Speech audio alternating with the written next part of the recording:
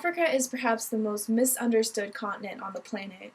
Until Chinua Achebe came along, Africa had only been given voices in literature by Westerners. Achebe, a Nigerian author whose dream was to renew literature in Africa through African voices. Unfortunately, on Thursday, this internationally acclaimed author died at age 82. The New York Times' Jonathan Kendall proclaimed him an African literary titan in an article following his death. Achebe was born in late 1930, and he was always well educated and had a love for writing.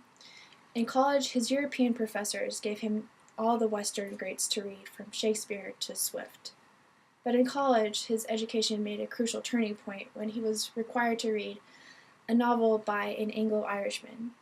Achebe was so frustrated with the depiction of African characters in this book, even though his professors had loved the book. He knew things needed to change, and so, after graduating, he began writing his first and most famous novel, Things Fall Apart. And this book did change things.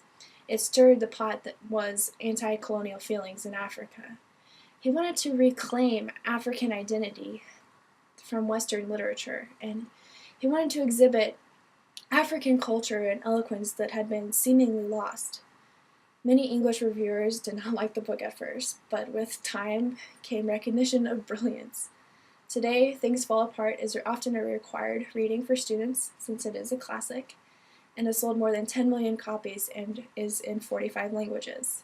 Achebe has heavily influenced authors everywhere. In the article, the New York Times recalled a South African author, calling him a novelist who makes you laugh and then catch your breath in horror, a writer who has no illusions but is not disillusioned. As an international community, I think we are inclined to celebrate this man of amazing words who changed African literature forever.